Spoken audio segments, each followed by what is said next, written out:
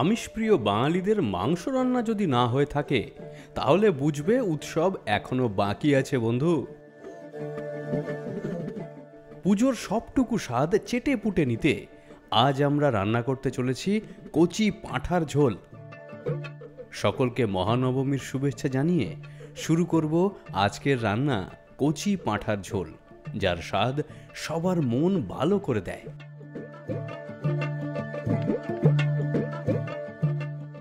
রসে বসে থাকা বাঙালির মন ভালো করা রান্নার প্রথম ধাপ মাংসকে ম্যারিনেট করা। আদা রসুন বাটা, নুন, হলুদ গুঁড়ো আর টক দই ভালো করে মাখিয়ে নেব মাংসের সাথে।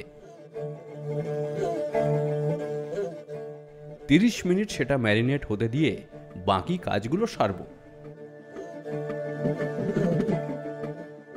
আমাদের রান্নার স্বাদে উৎসবের ছোঁয়া দিতে আমরা বেছে নিয়েছি সারফা কাচ্চিঘানি সরষের তেল। কড়াইতে তেল গরম হলে হলুদ গুঁড়ো আর নুন দিয়ে আলুগুলোকে ভাজব। দেখেছো সারফা তেলের গুণে আলুগুলো কেমন সোনালি হয়ে এসেছে।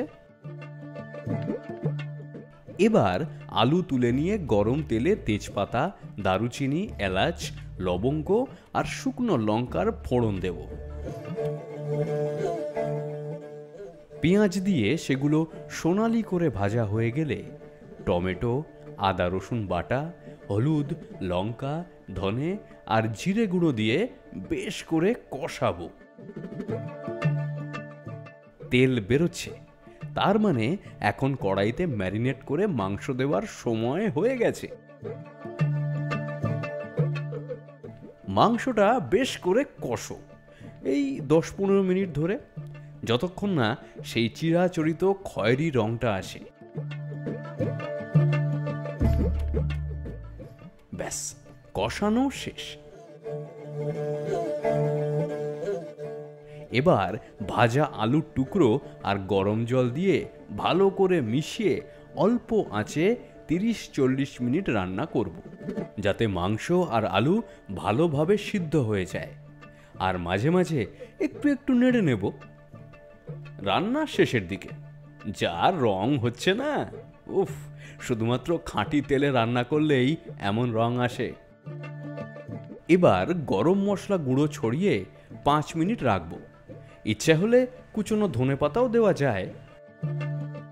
এতক্ষণে গোটা পাড়া জেনে গেছে যে আজ বাড়িতে কচি পাঁঠার ঝোল হয়েছে। আহ, গন্ধে যেন খিদেটা বেড়ে গেল। লুচি হোক বা ভাত, এই পদটি সবার সাথেই যায়। যেমন আমাদের সারফা কাচ্চিঘানি সরষের তেল সব বাঙালির রান্নার স্বাদ বাড়িয়ে দেয়। অর্ডার করতে হলে ডেসক্রিপশনে দেওয়া লিঙ্কে ক্লিক করো।